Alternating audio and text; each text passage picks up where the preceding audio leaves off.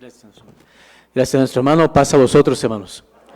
Vamos a iniciar esta mañana con la predicación de la palabra de nuestro Dios con un texto que me gustaría que leyéramos, que ya lo conocemos, pero en esta ocasión vamos a tomar una forma de desglosarlo y de poderlo también llevar al entendimiento de cada uno de nosotros. Vamos a abrir la Biblia en la primera de Tesalonicenses, capítulo número 5, y aquí el apóstol Pablo nos dice que todo ser humano, los que estamos en la iglesia, los que no estamos en la iglesia, todo ser humano está constituido por estos tres elementos.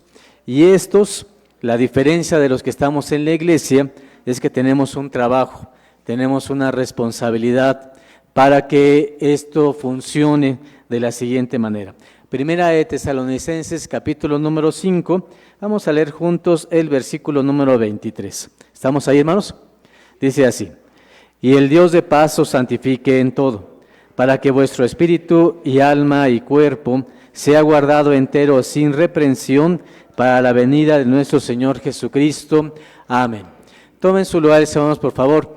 Este día de sábado, hermanos, este texto nos va a servir como nuestro objetivo, nuestro texto que va a referenciar nuestra plática, y nos habla, hermanos, que todo ser humano tiene tres elementos.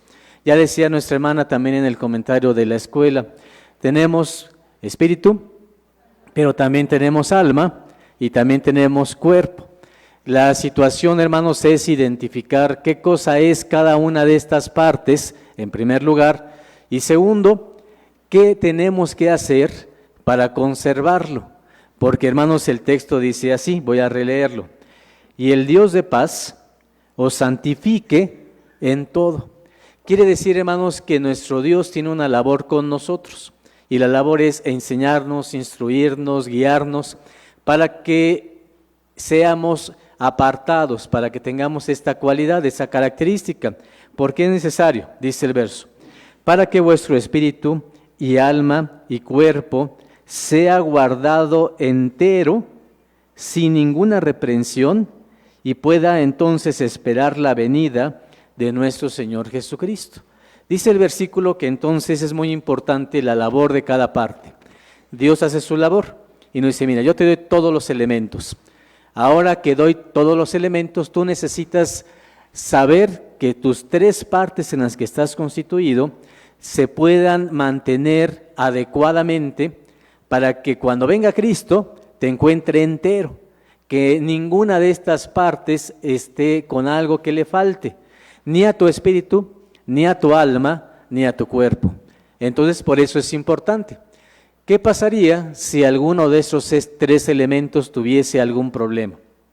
Aquí dice Pablo que si no está completo, si no está entero, no vamos a estar de manera completa y no vamos a poder participar del reino de nuestro Dios a través de su Hijo. Entonces este texto dice: mira, necesitas mantenerlo santo y además de todo eso entero, completo. Para eso entonces vamos a hablar acerca de estos conceptos. ¿Qué cosa es el espíritu? ¿Qué es lo que la Biblia nos dice acerca de esto? ¿Qué cosa es el alma? ¿Y qué cosa es también lo que es nuestro cuerpo? Entendiendo estos tres puntos, vamos a iniciar con lo siguiente. ¿Qué sabemos nosotros acerca del alma? Hay muchas historias, muchos conceptos, muchas ideas acerca de esto. Hay teorías de los prehispánicos, los que vivían aquí antes que vinieran los españoles, y tenían su concepto acerca del alma, pero también lo tenían los griegos, los romanos. Les voy a poner solamente dos ejemplos para que veamos cómo pensaban. No es un pensamiento bíblico, pero así se piensa, ¿no? Y es cosas que también en el tiempo actual hay muchas opiniones acerca de eso. Por ejemplo, actualmente muchas personas creen que el alma es inmortal, que el alma no se muere. Muchas personas creen que el alma, al morir el cuerpo, el alma se va al cielo, o se va al infierno, o se va al purgatorio. Son conceptos que se tienen. Y hay que ver, hermanos, la Biblia, hermanos, ¿qué nos dice? Primeramente la historia. ¿Qué pensaban algunos hombres hace algunos años? La primera diapositiva, hermanos, nos va a hablar de un hombre matemático griego, pero además de matemático también hablaba acerca de cuestiones filosóficas. Ese hombre se llamó Pitágoras. y él vivió en el año 580 antes de que Cristo viniera. Entonces, 500 años antes de que Cristo estuviera aquí en la tierra, él escribía cosas como estas. Él pensaba que existía la reencarnación de las almas porque el alma era inmortal. Desde ese tiempo, los griegos son los que pensaban esto. Pensaban que el alma era inmortal y además él creía en la reencarnación. Miren lo que él pensaba. Afirmaba que el alma es lo más sublime que existe porque además es prisionera del cuerpo. También afirmaba que va tomando distintos cuerpos de todas las cosas que hay en el cosmos. La forma más alta y más sublime de todas son los astros. Y el alma es eterna por ser semejante a los astros y ellos tienen su verdadera morada. También afirmaba que el alma puede elegir en qué cuerpo va a introducirse. Puede ser el de una bestia o el de un dios. Este hombre Pitágoras pensaba que el alma era una forma como una energía, como algo inmortal, que podía decidir en qué cuerpo estar. Podía estar en un animal, en un dios o en un astro, en una estrella. Y entonces de esta manera pensaban muchos griegos en aquellos tiempos. Pero un pensamiento que trascendió de esa época a la nuestra es que las personas piensan que el alma es inmortal.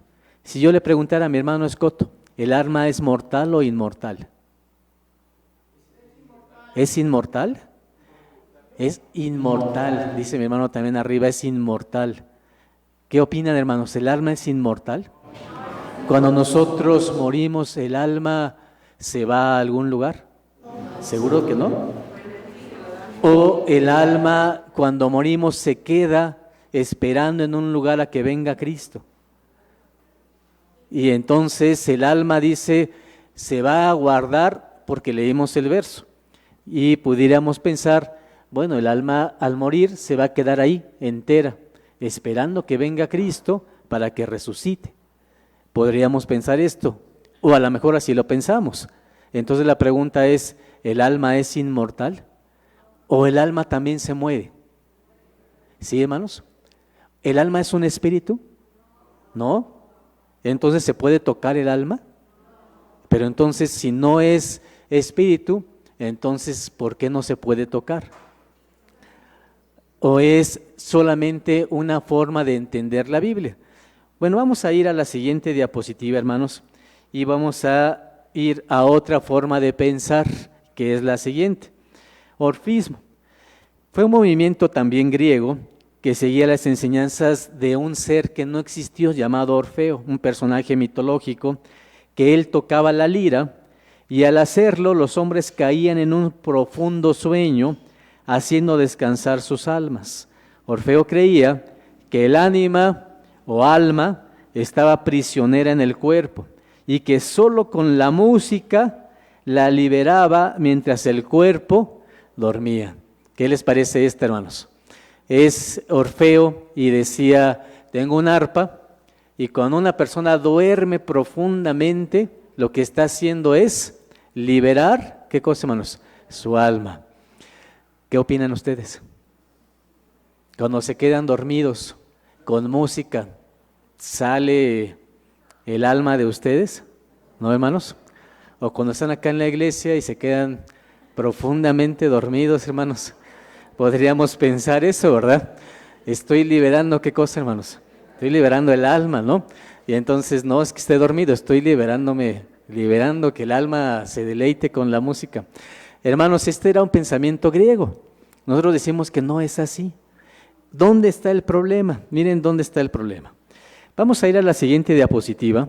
Y la Biblia se tradujo inicialmente del hebreo, se escribió en hebreo y se tradujo al griego y del griego se pasó al español. La Biblia, por ejemplo, que tenemos nosotros está puesta así. Originalmente existió en hebreo, en griego, pero fue traducida. Esas versiones, por ejemplo, tuvieron un problema. El problema que tuvieron fue el siguiente.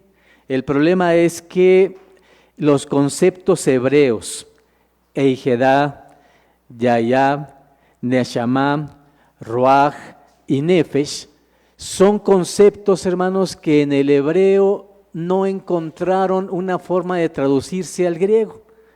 No había manera. Cada uno de ellos representaba una cosa, pero que en griego no existía la palabra para poderlo representar. ¿Y qué fue lo que hicieron? Bueno, lo pusieron en una sola palabra. ¿Qué palabra fue? La palabra psique, que la tenemos ahí. Ese griego, ese era el de los griegos que había, porque también había distintos tipos de griego. El más común era uno llamado koinos. Y ese griego, hermanos, se tenía esa traducción, psique. Cuando lo traducen al español, en nuestra Biblia, la palabra psique puede significar espíritu, pero también puede representar alma y también puede representar mente. Y entonces, ¿qué pasa? Que cuando leemos en español la palabra psique, en ocasiones la leemos como alma, en ocasiones la leemos como espíritu. Y entonces decimos, entonces, ¿qué cosa es? ¿Es espíritu o es alma? ¿Es espíritu o es mente? ¿O es qué de estos conceptos? Entonces es por eso que tenemos que regresar a los conceptos iniciales. Y los conceptos iniciales los vamos a encontrar en la Biblia. ¿Qué les parece, hermanos? El primer concepto que vamos a estudiar es el siguiente: espíritu. La Biblia nos habla acerca de un espíritu. Todos los seres humanos tienen espíritu. ¿Qué cosa es esto? Romanos, capítulo número 8, nos va a mencionar qué significa esta palabra, hermanos, que tenemos aquí. Romanos, capítulo número 8, y vamos a leer el versículo número 16. Dice así la Escritura. Romanos, capítulo número 8, versículo 16. ¿Estamos ahí? Dice así: porque el mismo Espíritu da testimonio a nuestro espíritu que somos, ¿qué cosa, hermanos? Hijos de Dios. ¿Cuántos espíritus vemos en este texto? 2. ¿Quién es uno y quién es otro? Voy a releer el verso. Porque el mismo espíritu, y ahí está escrito con mayúscula. ¿Ya lo vieron, hermanos? Muy bien. Ese espíritu no es de nosotros. ¿Ese espíritu de quién es? Es el de Dios. Una pregunta entonces, ¿Dios tiene un espíritu? Sí. ¿Cómo se le llama al Espíritu de Dios? Espíritu Santo. Muy bien. El Espíritu Santo es una entidad metafísica que ayuda a nosotros. Y dice el versículo otra vez, versículo número 16. Porque el mismo Espíritu, vamos a leer el Espíritu de Dios, da testimonio y luego dice a nuestro espíritu. Pero ese espíritu está escrito con una E minúscula. ¿Ya la vieron, hermanos? ¿Qué significa? No es el Espíritu de Dios. ¿Cuál es? Es el nuestro. Quiere decir que nosotros tenemos un espíritu. ¿Estamos de acuerdo, hermanos? Nosotros tenemos un espíritu. Y ese espíritu se llama espíritu del hombre. Es el espíritu nuestro. Es nuestra conciencia, nuestro razonamiento. Pregunta entonces, ¿un ser humano que viene a la iglesia tiene espíritu del hombre? ¿Tiene conciencia? ¿Tiene razonamiento? Muy bien. Una persona que no conoce de Dios y que vive, por ejemplo, en la isla más apartada del mundo, ¿tiene conciencia? Claro que sí. ¿Tiene razonamiento? Su conciencia le dice qué cosas son buenas y qué cosas son malas. Pero, hermanos, a nosotros nos ayuda el Espíritu de Dios para que nosotros sepamos en nuestra conciencia que somos hijos de Él. Y entonces por eso entendemos el verso así. Versículo 14. Porque todos los que son guiados por el Espíritu de Dios, los tales son ¿qué? Hijos de Dios. Quiere decir, hermanos, que si leemos el 14 y el 16, nos dice que la conciencia, el razonamiento humano, el espíritu del hombre, es guiado por el Espíritu ¿de quién? De Dios. Y si es guiado por el Espíritu de Dios, somos hijos de Dios. Y ese Espíritu nos enseña cómo ser hijos de Dios. ¿Estamos de acuerdo hasta ahí? Muy bien. ¿Qué características más vamos a encontrar de este Espíritu? Dice Primera de Corintios, capítulo número 2. Vamos a leer algo más de este espíritu. Primera de Corintios, capítulo número 2 y versículo número 11. ¿Estamos ahí? Versículo 11 y 12 dice así: porque ¿quién de los hombres sabe las cosas del hombre, sino el espíritu del hombre que está en dónde, hermanos? Entonces, este verso dice que la conciencia, el razonamiento nos hace saber quiénes somos. ¿Y dónde radica esto? ¿Dentro de quién? De nosotros mismos. Nosotros sabemos cómo me llamo, qué persona soy consciente de lo que significa mi vida, y este razonamiento, dice el versículo, porque ¿quién de los hombres sabe las cosas del hombre, sino el espíritu del hombre que está en él? Así tampoco nadie conoció las cosas de Dios, sino ¿quién? El espíritu de Dios. Así como nosotros tenemos un espíritu del hombre, Dios también tiene su espíritu, y se llama espíritu de Dios, Espíritu Santo. El espíritu de nosotros conoce quiénes somos, y el espíritu de Dios conoce quién es Dios. ¿Estamos de acuerdo? Y luego dice el 12, y nosotros hemos recibido no el espíritu del mundo, sino el espíritu que es de Dios, para que conozcamos lo que Dios nos ha dado. Muy bien, el versículo número 12 nos va a revelar algo más. ¿Qué nos dice? Hay otro espíritu que es con minúscula. ¿Cómo está escrito este? ¿Espíritu de qué? Del mundo. También se le llama el espíritu de error. Pregunta, ¿quién es este? Mi hermano Ricardo. Sí, un poquito más específico. ¿Quién es el espíritu de error? Más o menos, no tanto. Otra doctrina. ¿Qué más, hermanos? Dice el verso otra vez, y nosotros hemos recibido no el espíritu del mundo, sino el espíritu, y lo pone con mayúsculas, que es de ¿quién? De Dios. Entonces hay dos espíritus. El hombre tiene su razonamiento, pero puede ser influenciado por el espíritu de error o por el espíritu de ¿quién? De Dios. Entonces, cuando somos guiados por el espíritu de Dios, somos hijos de Dios. Pero si somos guiados por el espíritu de error, somos hijos del mundo. Somos gentiles, somos gente que tiene dioses extraños. Ese espíritu de error es un espíritu. Entonces, es el que conocemos como Satán. Es el mal y es el espíritu de error.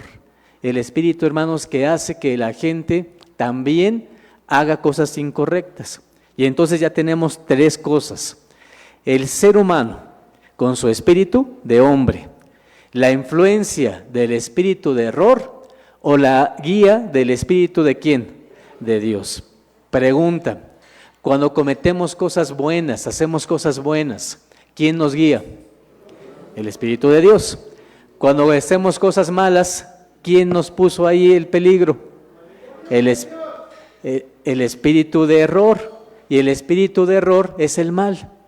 Pregunta, una persona que no es guiada ni por Dios ni por el mal, por su propia naturaleza, ¿puede ser mala? ¿Por su propia conciencia y su propio razonamiento? Sí, claro que sí, hermanos. Una persona que no conoce de Dios y que no conociera tampoco el mal, por su propia manera ya puede ser malo. Incluso dice un verso, miren, un niño es bueno, pero cuando llega a su adolescencia, ¿qué le ocurre, hermanos? Comienza a ser malo desde su juventud. Y entonces la maldad radica ¿en dónde? En el hombre. Y entonces es por eso que necesitamos al Espíritu de Dios, ¿para qué? Para que todas esas situaciones y errores que tenemos ya no estén con nuestro espíritu y nosotros seamos guiados por el Espíritu de ¿quién? Por el Espíritu de Dios. ¿Vamos bien hasta ahí? Muy bien. Siguiente concepto. ¿Quién hizo el espíritu del hombre? ¿Dios o lo hizo el hombre? ¿Lo hizo Dios o el hombre? El espíritu del hombre, dice Zacarías, capítulo número 12. Vamos a ver, hermanos, que Dios hace todo lo que el hombre tiene. Todo lo que nosotros somos, ¿quién lo hizo? Dios. Hay un salmo que cantamos y dice, no nos hicimos nosotros a nosotros mismos, sino ¿quién nos hizo? Dios nos hizo con todo lo que tenemos. Zacarías, capítulo número 12, dice el versículo número 1. Dice así, 12 de Zacarías, versículo 1. Carga de la palabra de Jehová acerca de Israel. Jehová, que extiende los cielos y funda la tierra, ¿y qué más dice? Y forma el espíritu del hombre dentro de ¿quién? Dentro de él. Quiere decir, hermanos, que el ser humano, con su espíritu, su alma y su cuerpo, ¿quién lo hizo? Lo hace nuestro Dios. A pesar que nosotros tengamos hijos, el Salmo 100 lo deja muy claro, sí, lo hacemos así, pero el que nos crea en realidad es nuestro Dios. Así que entonces la vida la da nuestro Dios y la forma que tenemos como humanos. ¿Qué más entendemos como esto? Dice la Biblia, hermanos, dijimos hace un momento que podemos ser guiados, ese espíritu del hombre puede ser guiado por el espíritu de error o por el espíritu de Dios. Miren, ¿qué pasa si somos guiados por el espíritu de error?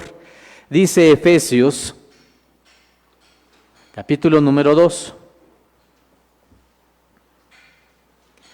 Capítulo 2 de Efesios,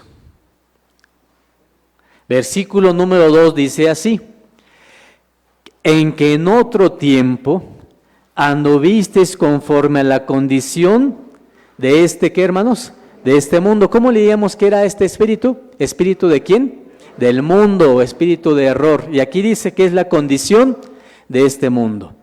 Conforme, ahora sí nos aclara, ¿conforme a quién? Al príncipe de la potestad del aire, el espíritu, que ahora obra en los hijos ¿de quién? De desobediencia. Dice la Biblia, hermanos, que es cierto, el ser humano por su propia naturaleza puede ser malo, pero en muchas ocasiones, quien guía a los hijos de desobediencia, ¿quién es? El espíritu de error. ¿Y quién es? Satán. Y hermanos, es cuando decimos, ¿cómo es posible que este ser humano pueda ser capaz de hacerle esto a un niño, a una niña? ¿Cómo puede ser? Y hemos estudiado en todas estas secciones, la violencia, en todos sus términos. ¿Cómo es posible que un ser humano sea capaz de llegar a tal grado de tener esta inconsciencia para hacer las cosas? Y hermanos, pueden matar, pueden herir, pueden incluso violar a una niña y decimos, o a un niño, y hermanos decimos, ¿cómo pueden tener ese tipo de conciencia? ¿Qué es lo que ocurre? Su conciencia está cauterizada, dice la Biblia. ¿Qué significa? Está cerrada y solamente lo guía el espíritu de error. Y es por ello, hermanos, que tantas atrocidades que hemos visto en el mundo. Gente que podemos incluso hasta convivir con nosotros y que parece gente normal, pero en su mente, ¿qué hay, hermanos? Un pensamiento, una manera de ser completamente incorrecta. Esta forma va desde lo más pequeño hasta lo más grande, desde los más graves pecados hasta la situación de decir, yo no quiero ir a la iglesia, conozco a Dios, pero mi conciencia me dice que no necesito ir a la iglesia. Y entonces se quedan en su casa, se quedan haciendo otra cosa, y hermanos, ¿quién nos está guiando?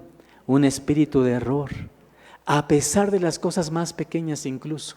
Oye, es que no es necesario ir, yo puedo quedarme aquí en mi casa. Oye, no necesito pertenecer a la iglesia, con que yo lea la Biblia es más que suficiente.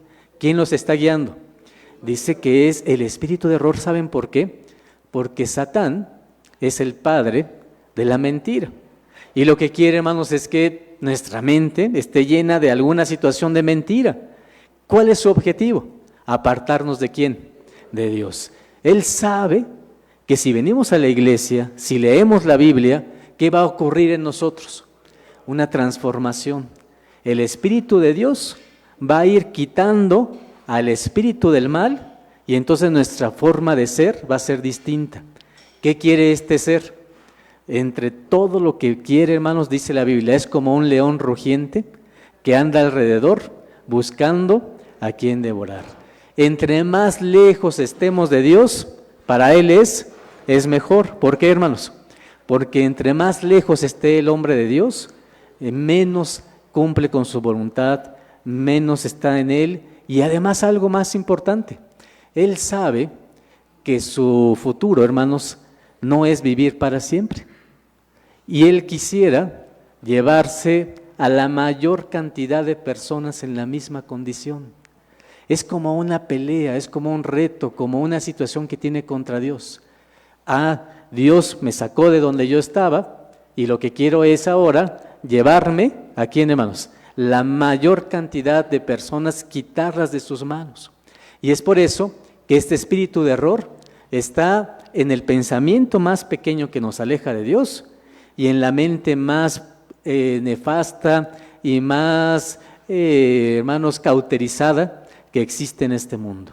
En todos ellos, ¿quién está actuando? Este espíritu, que es el espíritu de error. ¿Estamos bien hasta ahí? Muy bien. Siguiente punto, hermanos.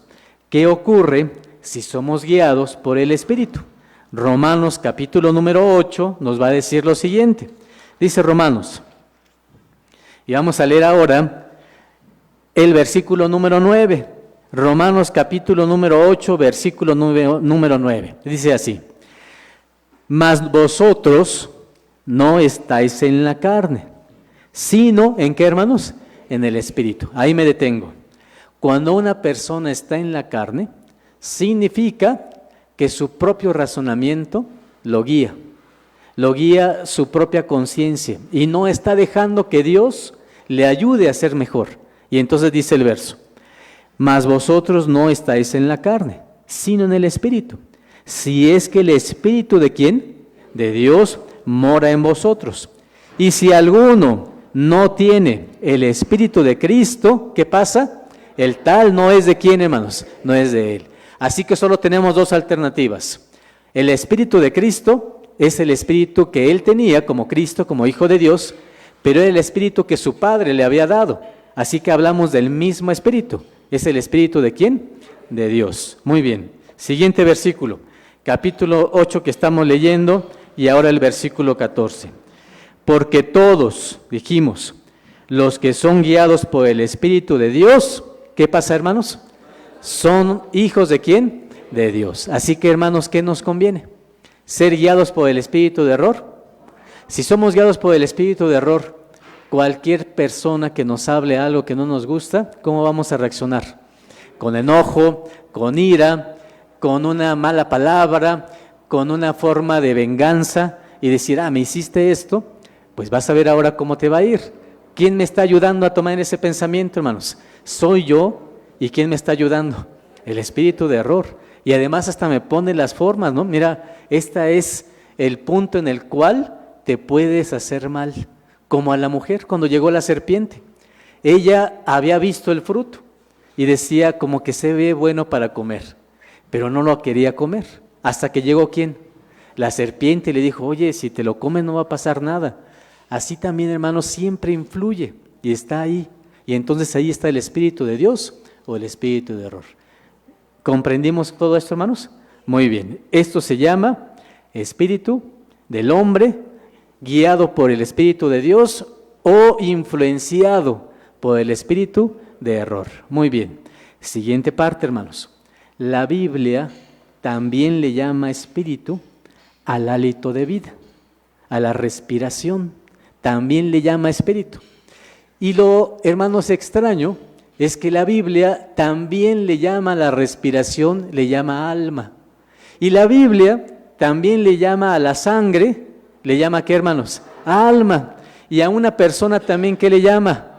Alma. Y entonces cuando veamos estos conceptos, no nos confundamos. Ya vimos lo que es el espíritu. Pero también existe otro concepto, solamente que en el hebreo estaba escrito de otra manera. Y para español, hermanos, nos los ponen como espíritu o como alma, pero se refiere al hálito de vida. ¿Qué cosa es? La respiración. Entonces, cuando leamos textos como estos, voy a leer Eclesiastés capítulo número 12. Eclesiastés capítulo número 12. Ya aprendimos qué es el Espíritu. Y alguien me va a decir, bueno, y entonces, ¿qué pasa con esto? Eclesiastés capítulo número 12. Dice la palabra de nuestro Dios en el versículo número 7. Dice así la palabra de nuestro Dios. Eclesiastés capítulo número 12 y versículo número 7. Dice el versículo: y el polvo se torne a la tierra como era, y el espíritu se vuelva a Dios, ¿qué hermanos? Y entonces decimos, acabo de comprender que el espíritu es el espíritu del hombre, y que está guiado por uno o por otro. Y este verso dice que cuando yo me muera, ¿qué va a ocurrir? El espíritu se va a ir ¿a quién? A Dios. Y entonces uno puede pensar, es que entonces el espíritu sí se va con Dios. Entonces mi razonamiento se va con Dios. Pero ¿qué dice este verso? Esto se trata, hermanos, de algo diferente. Cuando dice el espíritu vuelva a Dios que lo dio, no se está refiriendo a nuestro espíritu de hombre, se está refiriendo a esto. Génesis capítulo número 2, dice la Escritura, hermanos. Génesis capítulo número 2, vamos a leer el versículo número 7. ¿Estamos ahí? Dice así, Génesis capítulo 2, versículo 7. Formó, pues, Jehová Dios al hombre del polvo de la tierra. ¿Qué más dice? Y alentó en su nariz, ¿qué cosa, hermanos? Soplo de vida. Soplo de vida, hermanos, es espíritu. Se le llama espíritu de vida. ¿Y qué representa esto? La respiración. Por eso es que cuando una persona muere, ¿qué hace? Da su último aliento. Y entonces nosotros sabemos eso. Cuando dan un último aliento es como si esa respiración que tenemos, hermanos, regresara en forma metafórica, en forma simbólica, hermanos, en forma retórica. Es, hermanos, como regresar a Dios que lo dio. ¿De dónde toma Dios el hálito para que respiremos? De la atmósfera, ¿o no es así, hermanos? Del aire que tenemos. Y entonces por eso dice el verso: formó pues Jehová Dios al hombre del polvo de la tierra y alentó en su nariz, en su respiración, ¿qué cosa, hermanos? Soplo de vida. ¿Qué cosa es? La respiración. Y entonces cuando el hombre muere, por eso dice el verso, y da su espíritu, regresa a Dios que lo dio. Porque ¿quién nos dio la respiración? Dios. Y cuando uno muere, ¿qué ocurre? La respiración sale de nuestro ser y dejamos de respirar. Es una forma simbólica, retórica de decirlo. Pero también dice el verso, y fue el hombre, ¿en qué? En alma viviente. La respiración, hermanos, que hace que el hombre viva, también se le llama alma. Y también se le llama persona. Y entonces también se le llama sangre. Todos estos conceptos están ¿en dónde, hermanos? En la Biblia. Para entender la respiración, vamos a ir ahora a Eclesiastés, capítulo número 3. Regresamos a Eclesiastés. Y hermanos, y decimos, ya entonces comprendí. La Biblia me dice que la respiración es esto. Eclesiastés, capítulo 3, versículo número 18. Dije en mi corazón, en orden a la condición de los hijos de los hombres, que Dios los probaría, para que así echaran de ver ellos mismos que son semejantes a las bestias. Y luego nos dice, porque el suceso de los hijos de los hombres y el suceso del animal, el mismo suceso es. ¿A qué se refiere este verso? A la muerte. ¿Qué nos está diciendo? ¿Los animales mueren? ¿Los humanos mueren? Todos morimos. ¿Y qué dice? Tanto el hombre como el animal mueren. Seguimos leyendo. ¿Qué dice? Como mueren los unos, así mueren los otros. Y una misma respiración, hermanos, ¿qué dice la Biblia? Tienen todos. ¿A qué se está refiriendo la Biblia entonces? Con la respiración. Muy bien. ¿Qué más dice? Y una misma respiración tienen todos. Ni tiene más el hombre que la bestia, porque todo es vanidad. Todo va a un lugar, todo es hecho del polvo, y todo se tornará en polvo. Nadie puede decir, ¿quién sabe que el espíritu de los hijos de los hombres suba arriba y que el espíritu del animal descienda debajo de la tierra? Esto no es así. Así que he visto que no hay cosa mejor que alegrarse el hombre con lo que hiciere, porque esta es su parte, porque ¿quién lo llevará para que vea lo que ha de ser después de él? Muy bien, hermanos, ya aprendimos algo más. El hálito de vida se le llama también espíritu, la respiración. No solamente la tienen los hombres, ¿quién más lo tienen? Los animales. Muy bien, ¿ya quedó claro, hermanos? Muy bien, ya no leo los versos porque ustedes ya los conocen. Hay un verso que dice que había tantas almas en un lugar, se refería a personas. Hay un verso que dice, no te comas la sangre, porque la sangre es el alma de la persona. Y entonces también se ocupa esa expresión. Y entonces ya tenemos, el espíritu es el del hombre. El hálito de vida es la respiración. Y ya nada más nos falta uno. ¿Qué cosa nos falta? El alma. ¿Tenemos alma? Dijimos, ¿el alma es inmortal? ¿O se muere con nosotros cuando morimos? ¿O se va al cielo? ¿O se va al infierno? O si somos así como medianos, nos vamos al purgatorio para que podamos remediar lo que nos falta, hermanos. ¿Dónde queda eso? La Biblia dice, hermanos, que el alma es lo siguiente.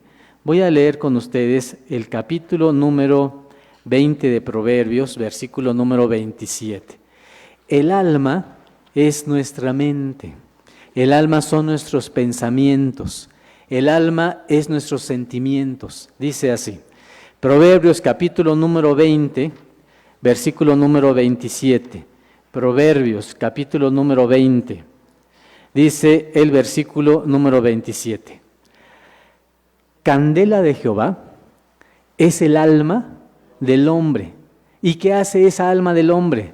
Escudriña lo secreto que hay en nosotros. ¿Quién es el encargado de saber nuestros pensamientos? El alma. ¿Qué estarán pensando ustedes en ese momento? Yo no lo sé, ¿verdad? ¿Quién lo sabe? Ustedes. ¿Y quién más? Precisamente Dios.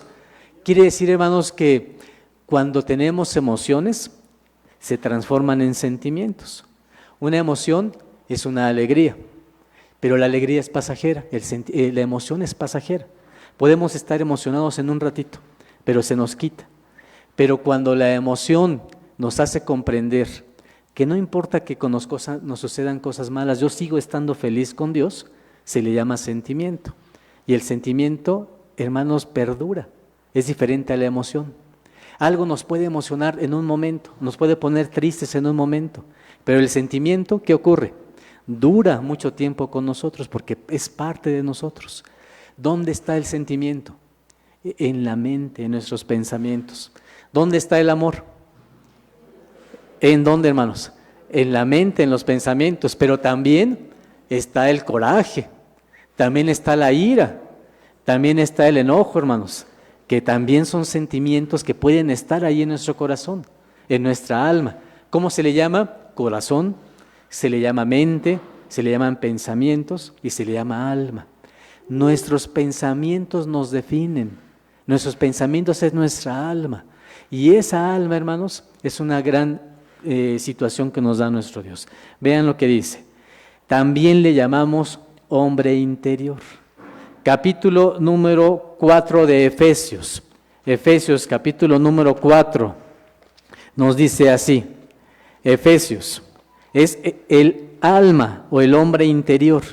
Capítulo 4 de Efesios.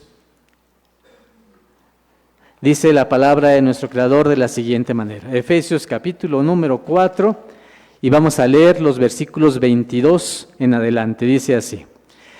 A que dejéis, cuanto a la pasada manera de vivir, el viejo hombre que está viciado conforme a los deseos de error. Y el 23 dice, y a renovaros en el espíritu, ¿de qué, hermanos? De nuestra mente. Aquí ya están los dos conceptos. ¿Se acuerdan que dijimos? Si la mente es el alma, ¿quién estamos dejando que nos influya? ¿El espíritu del mundo o el espíritu de quién? De Dios. Y aquí dice, renuévate. No dejes que el espíritu del mundo esté contigo. Deja que el espíritu de Dios te renueve. Y entonces dice, el versículo número 23, y a renovaros en el espíritu que está en tu mente. ¿Cómo lo vas a hacer? 24, vestir el nuevo hombre que es creado conforme a quién? A Dios, en justicia y en santidad de verdad. ¿Cómo lo puedes hacer? Por lo cual, dejad la mentira, hablad verdad cada uno con su prójimo, porque somos miembros los unos de los otros. ¿Qué más dice? Airaos, ¿y qué más? Y no pequéis, no se ponga el sol, ¿sobre qué? Sobre vuestro enojo. ¿Qué dice este verso? Hay un sentimiento que es la ira, ¿o no? Dice la Biblia, como ser humano te puedes quitar la ira, no te la puedes quitar, porque hay cosas que te van a hacer enojar, ¿o no es así? Mi hermana Miriam, ¿se enoja? ¿Mucho? No tanto, ¿verdad? No se le nota que se enoje. Mi hermano Jorge, ¿más que la hermana Miriam o no tanto? ¿Un poquito más? Mi hermano Abraham, ¿es enojón? Mi hermano ya arriba dice que no, ya lo conoce usted. Mi hermano Abraham Muñoz, ¿un poquito? Dice la Biblia, hermanos, mira, te puedes enojar, pero ¿qué dice la Biblia? Cuando te enojes, no insultes, airaos, pero ¿qué? No pequéis. ¿Qué más nos dice? Y además tienes una gran responsabilidad. Antes que se ponga el sol, ya debes de estar, ¿qué cosa, hermanos? Reconciliado. Versículo número siguiente. No deis lugar al diablo. El que hurtaba, no hurte más, antes trabaje, obrando con sus manos lo que es bueno, para que tenga que dar al que padeciere necesidad. ¿Qué otra cosa hace que nuestra alma sea diferente?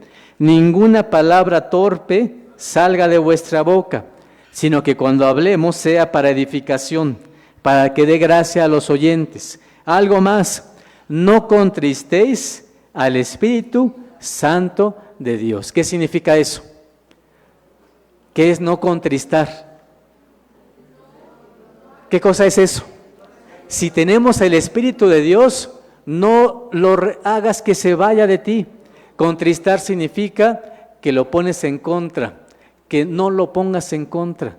¿Cuándo pasa eso? Cuando dices, ¿sabes qué? Yo creo que el sábado no es el día del Señor. ¿Qué estoy haciendo? Contristando al Espíritu. ¿El Espíritu qué dice?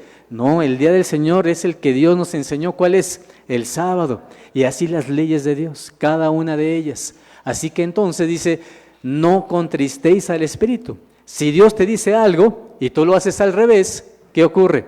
Estás haciendo que el Espíritu se vaya. Dice la Biblia, toda amargura, versículo número 31. ¿Qué más?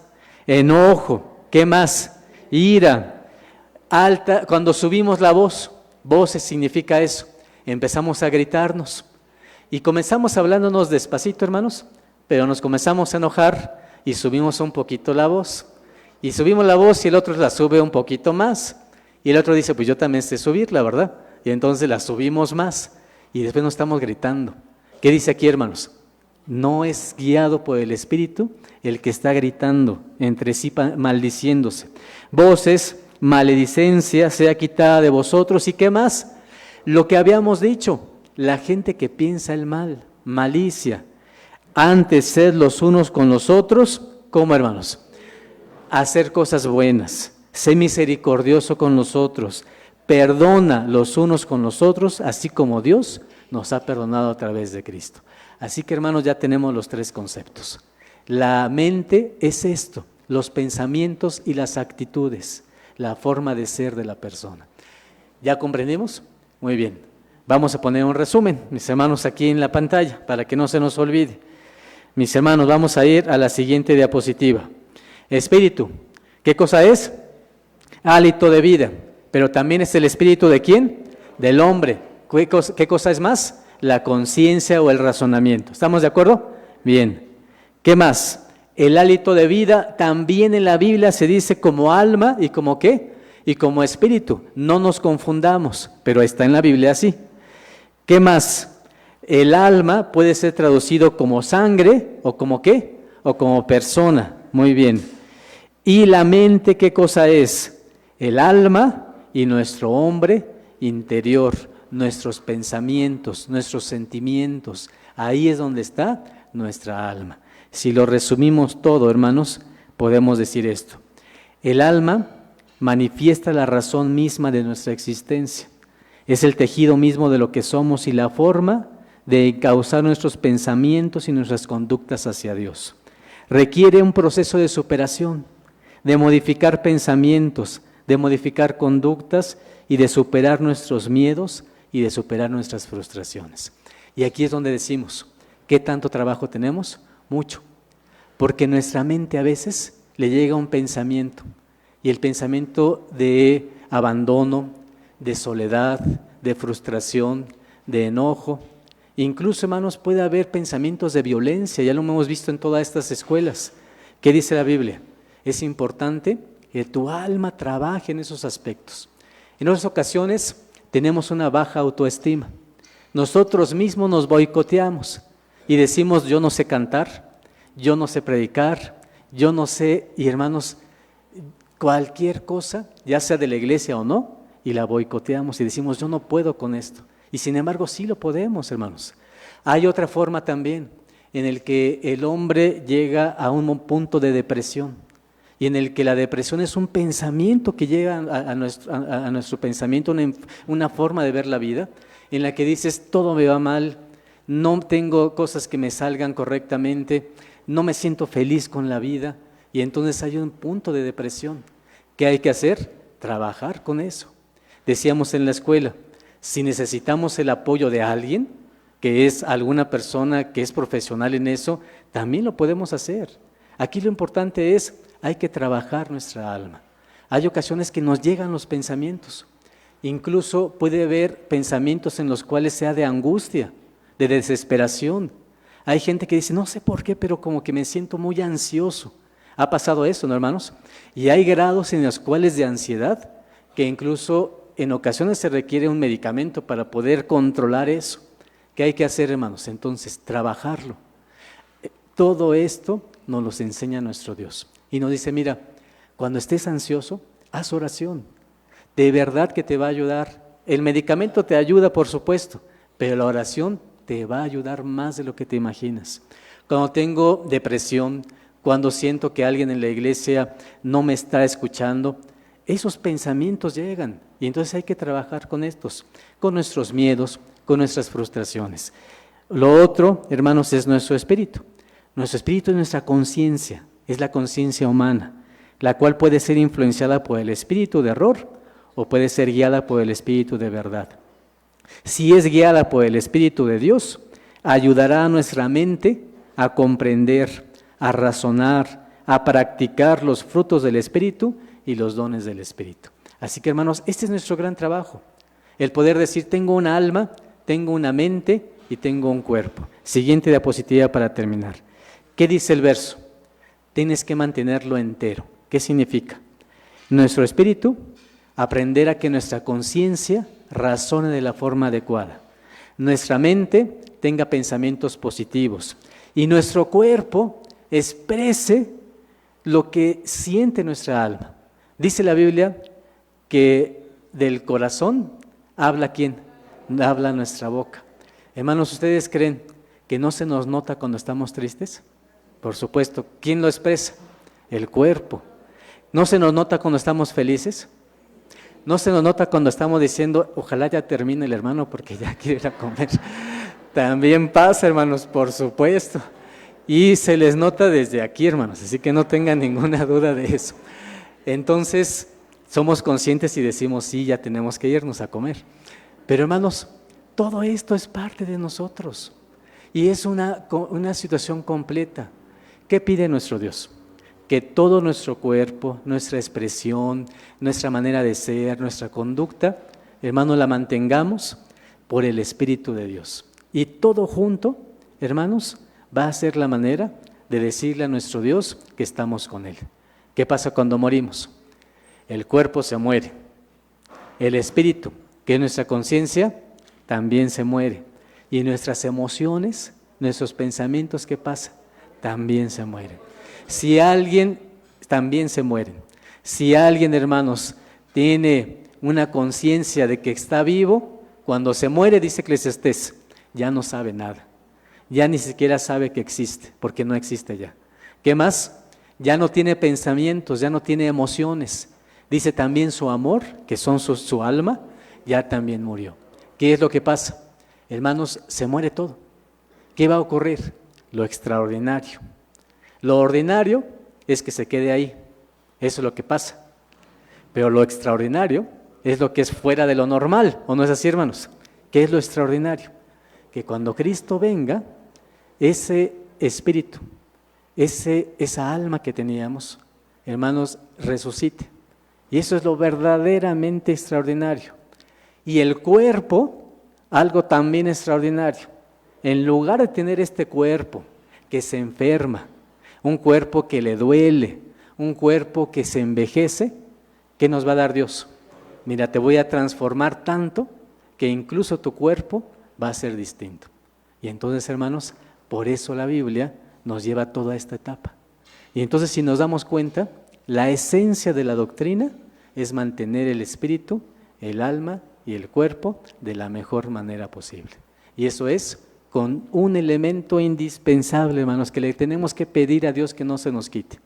David, cuando una vez cometió algo incorrecto, fue con Dios, oró y le dijo, ¿sabes qué, Dios?